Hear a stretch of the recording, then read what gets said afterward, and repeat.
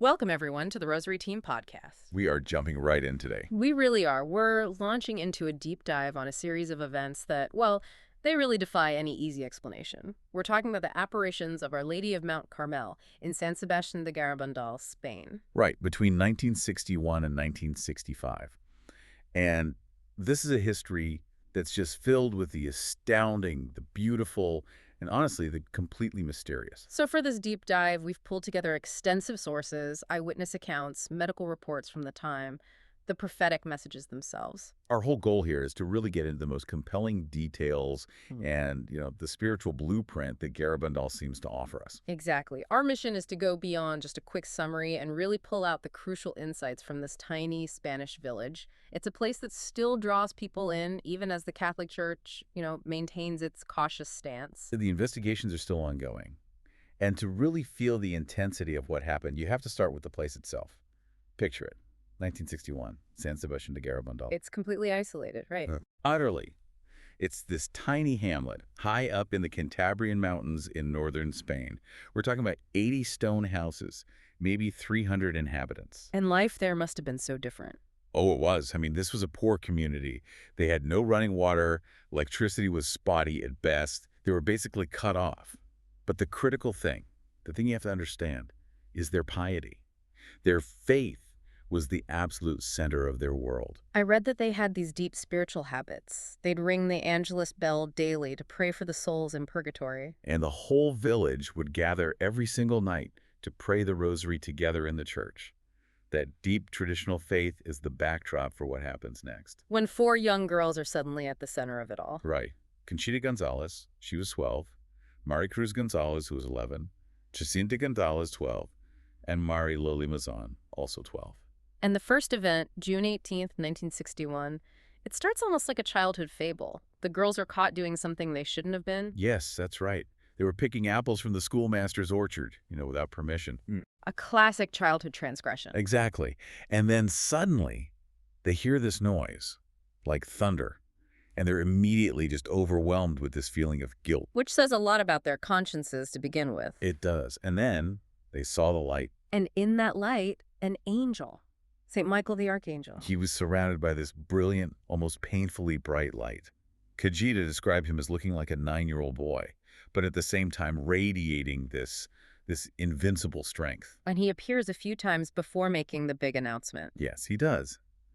He tells them that the Blessed Virgin Mary herself would appear on July 2nd. As Our Lady of Mount Carmel. As Our Lady of Mount Carmel. And when she did appear, the descriptions the girls gave are so specific, so intimate. What are the details that really stand out? Well, Conchita's description is the most detailed. She saw the Virgin wearing a white dress, a blue cloak, a crown of golden stars, and this is critical, holding the brown scapular in her right hand. And her voice. Her voice was described as very rare, just indescribable. I'm really struck by the description of her face. It's not the fair-skinned image that's so common in European apparitions. No, it's not. Her face was described as trigueño. Which means wheat-colored. Exactly, a sort of beautiful olive complexion. And it wasn't just beautiful, but as they said, more beautiful than when they were normal, which points to this transcendent quality. And sometimes she appeared holding the infant Jesus. And Conchita had a special name for him. She did. She called him Tan Salado. Tan Salado. So lovely or so gracious. It gives such a personal, unique feeling to the vision. But of course, it was the physical things that happened during these visions that brought the doctors and the scientists running. The ecstasies. And this is where the sources get really incredible. Because these phenomena, they weren't just fleeting moments. When the girls went into ecstasy, their bodies became completely rigid. Like stone. And totally unresponsive. Unresponsive to anything. We've all heard the stories about pinpricks and lit matches held to their skin, no reaction. But what was it specifically that made doctors rule out something like mass hysteria or epilepsy? That's the key question. A neuropsychiatrist, Dr. Ricardo Punzernau, he recorded that when bright camera flash bulbs went off right in their faces, their pupils didn't contract. At all. Not at all. Yet their eyes were wide open, fixed upwards on the vision. Neurologically, that just doesn't happen. It defied known medical science. And then there's the defiance of gravity, the weight change. You simply cannot fake that. Absolutely not. While in ecstasy, Two strong, grown men would try to lift one of these little girls, and they just couldn't. It was like they were rooted to the ground. But then moments later, The girls could lift each other up with no effort at all to kiss the lady. and the falls, the spectacular falls. I mean, falling straight backwards, stiff as a board, onto these sharp, rocky paths, and they would get up without a single scratch. And then the ambulatory ecstasies. I would run. Run at impossible speeds, sometimes backwards, with their heads tilted back, eyes fixed on the sky, never stumbling, navigating this treacherous terrain perfectly. And they could stop on a dime, which just violates the laws of physics. These were the observable facts that made so many doctors say, look, there's no natural explanation for this. And amidst all of this incredible, spectacular phenomena, the first message arrives on October 18th, 1961. And it's surprisingly simple. It was. Some of the pilgrims who had gathered were actually disappointed. Because they were expecting some grand prophecy. Exactly, a complex theological statement. Instead, the message was just a return to the fundamentals. Must make many sacrifices, much penance, visit the Blessed Sacrament. The simplicity is the point, isn't it? A direct corrective to our complacency. It is. But that simplicity was paired with a very serious warning. Right. The urgency was unmistakable. If we do not, a chastisement will come upon us. The cup is already filling up, and if we do not change, a very great chastisement will come upon all humanity. It's a conditional future. It depends on us. It does. And we can't really talk about this period without discussing Father Luis Andreu, the Jesuit. Father Andre, he's such a key figure. A professor of theology, very skeptical.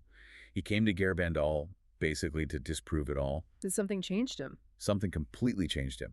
On August 8th, 1961, he's watching the girls in ecstasy at the Pine Grove, and all his skepticism just dissolves. He cries out, "Miracle, miracle, miracle, miracle." He saw it. And then he died the very next morning. He did. His friend said he died of intense joy. He told him it was the happiest day of his life. That's unbelievable. It is. And later, the Virgin revealed to the girls that he hadn't just seen her. He'd also been given a vision of the future great miracle, and she promised his body would be found incorrupt after that event happens. I mean, a skeptical theologian dying of joy that lends so much weight to all of this. Let's shift to let's call it the theological toolbox of the message. What makes Garabandal's spiritual focus unique, especially on the Eucharist and the scapular? The focus on the Sagrario, the tabernacle, was absolute. The girls showed this incredible, you could feel their reverence. They would walk backwards out of the church, right? Always. So they would never turn their backs on the Blessed Sacrament. It was this physical, constant act of Eucharistic faith. And the brown scapular, which Our Lady wore, is right there at the center of the image. For anyone listening who might not be familiar, what's the core meaning there? The scapular is a powerful sign of consecration to Mary and of her protection. It comes with a promise of final perseverance. By appearing as Our Lady of Mount Carmel, wearing the scapular, she was pointing to this essential need for these outward, physical signs of devotion as, spiritual safeguards. She also told them how to pray the Rosary. Yes, specifically to pray it slowly, to meditate on the prayers, not just rush through the words. And this emphasis on visible physical devotion connects perfectly to the practice of the kissed objects. It really does. The girls would hold up rosaries, medals, wedding rings for the Virgin to kiss while they were in ecstasy. And this wasn't just symbolic. The Virgin promised that my son will perform miracles, wonders, and prodigies through these objects. And there were reports of cures. Many reported cures and favors followed. It showed the power of these sacred things when they're blessed by heaven. And this spiritual history, it really continues to inspire people today. Absolutely. And for you, the listener, these details, the piety of the girls, the image of Our Lady of Garabandal, the scapular, and, of course, the salty baby Jesus, they've all been beautifully captured in devotional art. This is history you can bring into your home. That's a great point. If you're moved by this profound story and want to get prints or wood plaques or even brushed aluminum icons featuring Our Lady of Garabandal, we invite you to visit rosaryteam.com. Exploring the Garabandal collection there is a really tangible way to keep this history and its messages central in your life. Again, that's rosaryteam.com.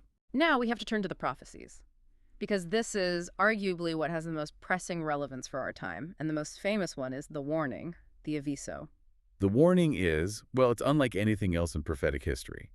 It's described as a global purification, a supernatural event that will be seen in the sky, but also felt interiorly by everyone on earth. No one will escape it. No one.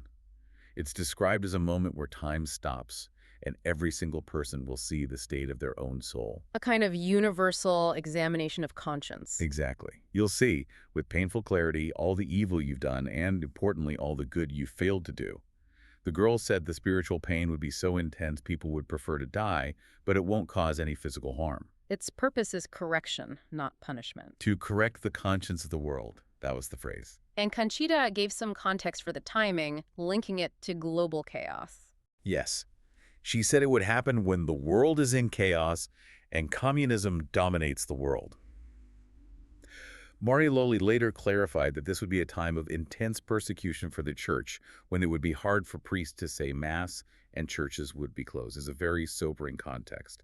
But before these huge events, there was a smaller specific miracle, the Milagruku, that was prophesied and actually filmed. The little miracle, yes. St. Michael had told Conchita that one of the invisible communions she'd been receiving would become visible.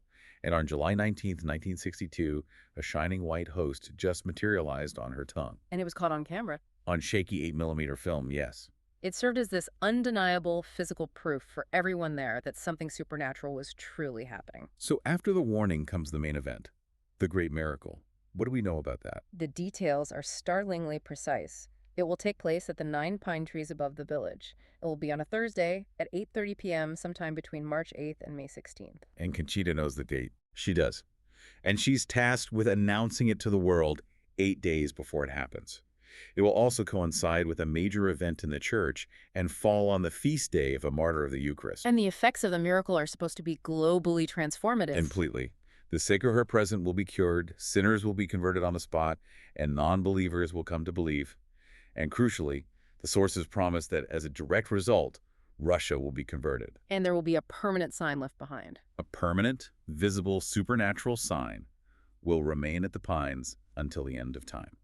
Something that could be filmed and photographed, but not touched. And we see the reality of this prophetic power in people like Joe Lomangino. Joe Lomangino, the blind apostle.